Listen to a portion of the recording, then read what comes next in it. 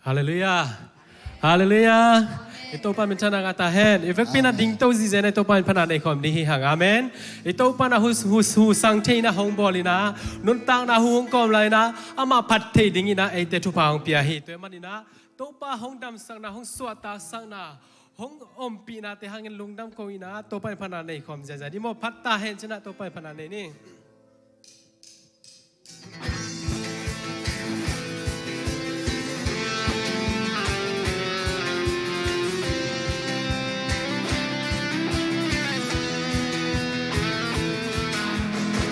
Sang chạy kèm bêu tàu ba min patahen panana satahen lấy tung mu kèm bêu a kiselen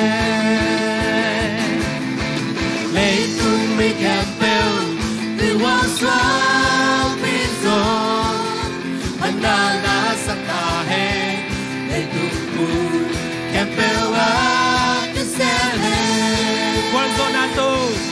Guardonato ato kitso hi Satan to guardo Sina hepan kaso na Tutulan na Song Jesuari Swatan na to Swatan na Kalagi Lungdam na Kahiro Swatan na Kalagi Lungdam na Kahiro Palaya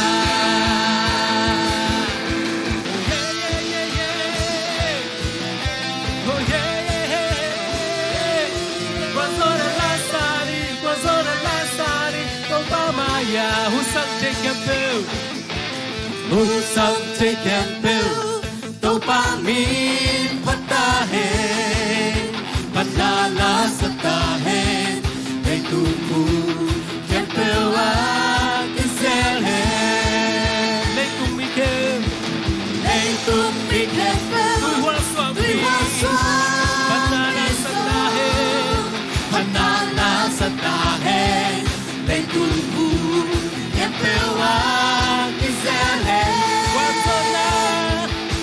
Guardonato ato kitso hi Sadato guardo kitso hi Sina helpan ka swata so hi Pagdunod na nagkawasong Peso hangi Swatan na to kalabi Swata na nagkalahi Lungdam na nagkaohiro Swata na nagkalahi Lungdam na nagkaohiro Pamaya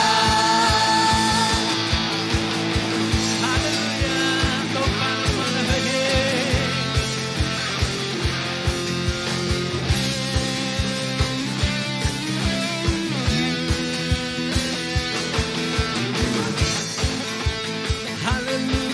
Hallelujah. To pa nang mahagi. Nang kumpatoy hi. Kanasame swatan na to kalabi.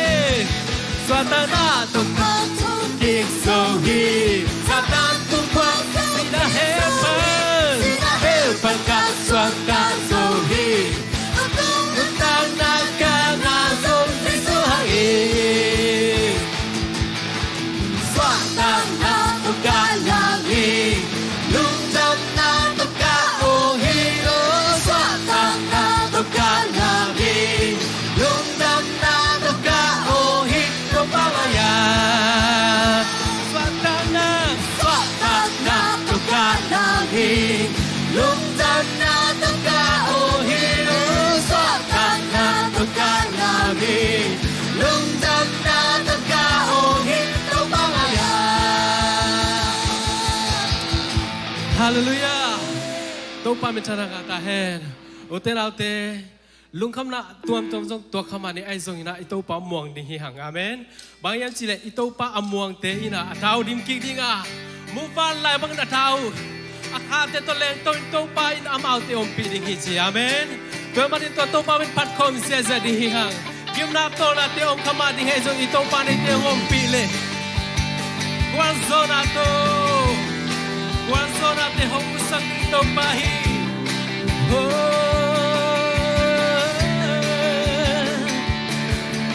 lệ tu ngã chu ôm mi sang tê luôn ta na sung y ngài su ít cha mi na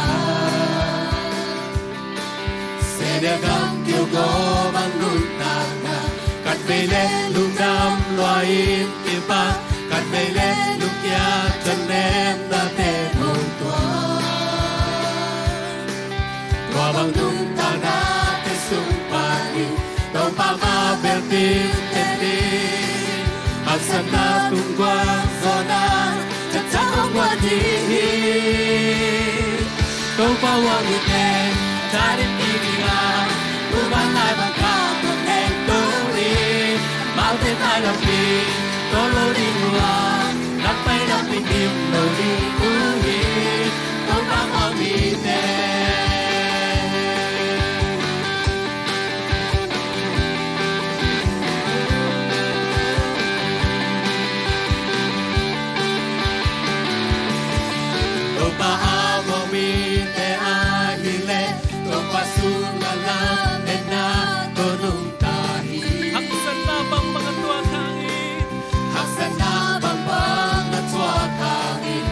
Balai bara leng to bang in to pa mong bite hasana te tuka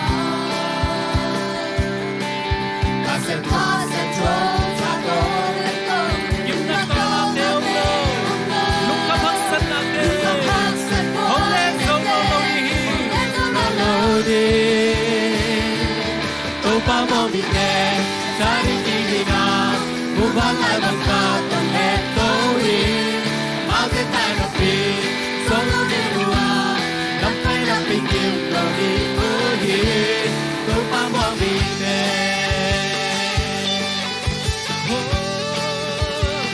Đâu pa nang bak hong kuang sen no mo hi Nang bak hong per tan ni mo hi Đâu pa ma per ti te tôi ba ma el đi tên đi Hak san na tuwa gwal zo na hong per đâu pa hi thật chắc không quan gì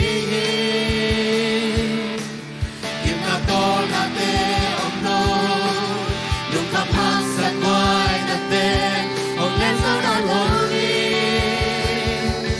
không ba mong bị tê cha đến kỳ đi nào mua bán lại bằng thang tuần lên tối đi bao thế tai đập pin có lối đi qua lắm tay nằm bên kim lối đi lối đi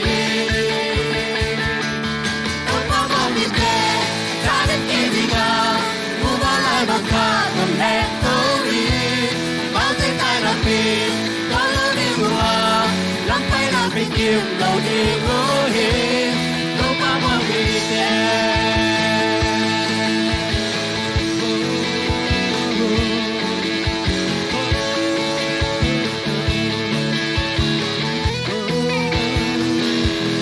đâu ba mong đi Kun pena to pa pye na ma ka be pa to hom di ha abe O te na te to pa sung a lung nam ta kan yom che na to pa I phat te na I to pa hang beng ma hi to Jesu khazi si san hang hi to man na I to pa ngi na alian hi na te kha ve ngai sin komin ama tunga lung nam na te khon ama ka be pa to hom di ha I to pa ngi na lian I na lung Hoy na kan song nei lo e la e ina san hong loang in a hong tan ta a ta nong bo lam dang e a hong ina ito pa hong ina lian ito pa hong ina lian ina lom lom Hoy na kan song nei lo e la e ina san hong loang in a hong tan ta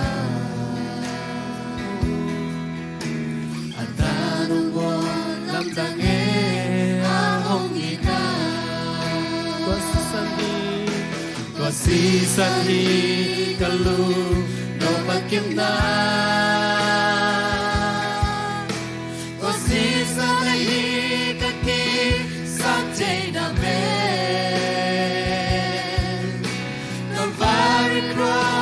si sa nông loạn nhà kaya di don kadamdan tua si sandi e maudara omi nilensela ama iheng sanlan ahong ipa lampiang sana iyong so kung inala Topa nung ita panginalangoki. lupa iba inadang aong loe Kasisan ikalung naman kita Kasisan ay hinati sa tiname Calvary cross na sa nungwan niya Kaya nino kadamnan wa Jesus sanhi. Inarino kadamnan wasi sandi Mihintay Panginoon. Hintay Panginoon ahong tuwaga Ibo na Elia Bakepel topa nung damsag dahil. Ibonan niyang bakit Adam saka Umitin niya hinalun ahong rona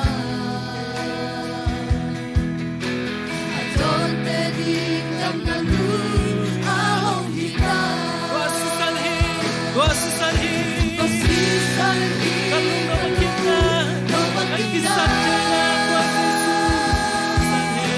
Kasisan ay hikati sa tiname Calvary cross na sa nungwan niya Kaya di ka kadamnan kaswagdanan. Inari mo kadamnan wasi sanhi Wasi sanhi. Kasisan ay ikalung nabakim na Kasisan ay hikati sa tiname Calvary cross na sa nungwan niya Kaya di ka kadamnan. Inari mo kadamnan wasi sanhi Unti namin yung pinatawpan tuwan nung natin harvego kami. Ama Jesus, topa Jesus, Ama si Santo imo na kepe hongdam saga. Ina na kepe hongdam saga. Haguk tung nikimlay Ama si Santo kapento honglay. Ton tung nutana hongya ito pahi. Oh, kilom na katusok kanilo lang sa topa naman na hongyahi. Dan si Santo kapento topa nung tagman nilong namong topa. Kulay pinagkahaksan natin usangin ng manungin aliyan sa lahi. Kalungkap natin usangin ng manong happy na aliyan sa lahi topa. Nang magkongkinungin natin topa.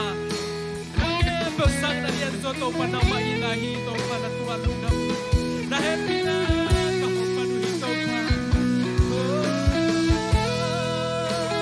nananahi topa. Patingin na kilohi. Patoy ningin na kilohi topa.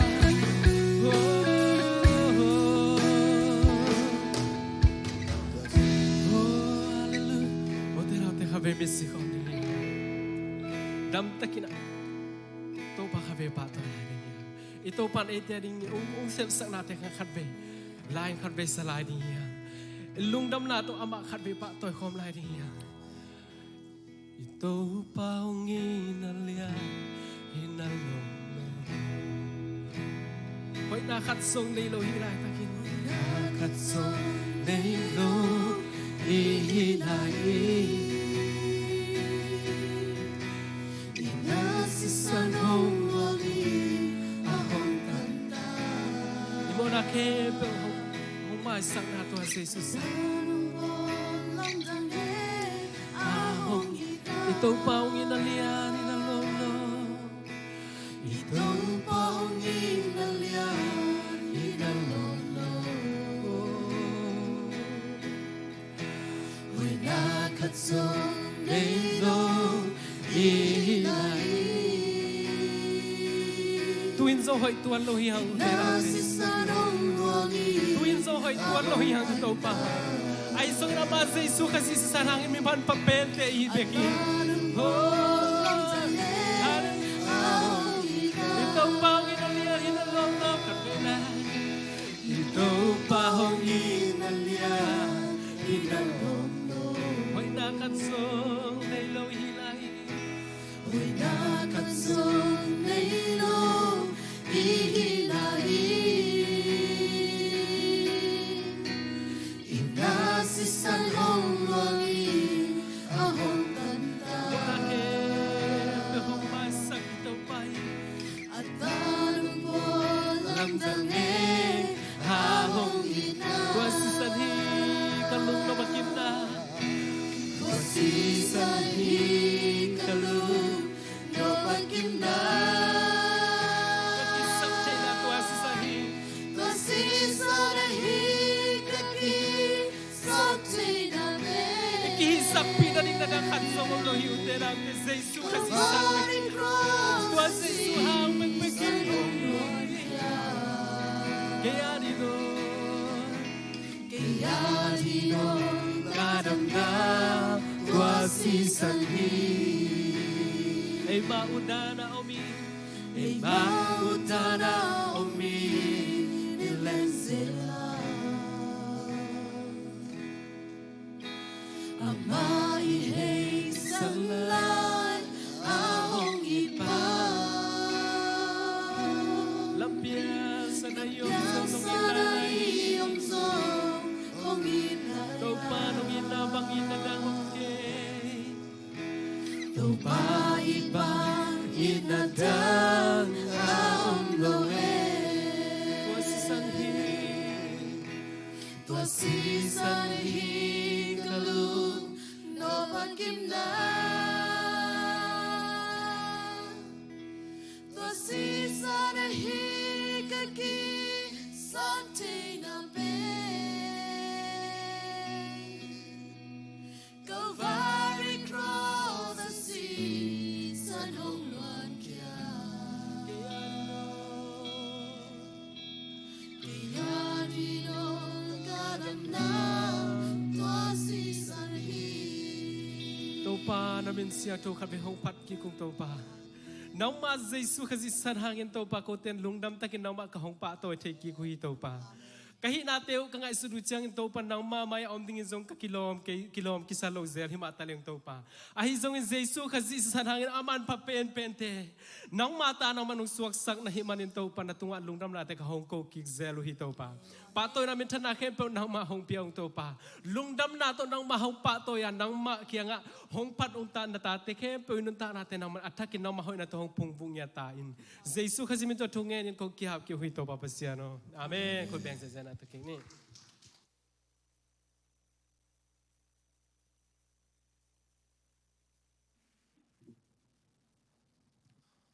Hallelujah. Lungdam mangi tu ni topan tupang piana. Talking ni pite topan unjang sak theki man na topa tung alungdam hi topan mintan na pa to na kem pe utang ta hen. Ko in kwan jong topan tupang pian jani tak chiram takena ong tung kik thei.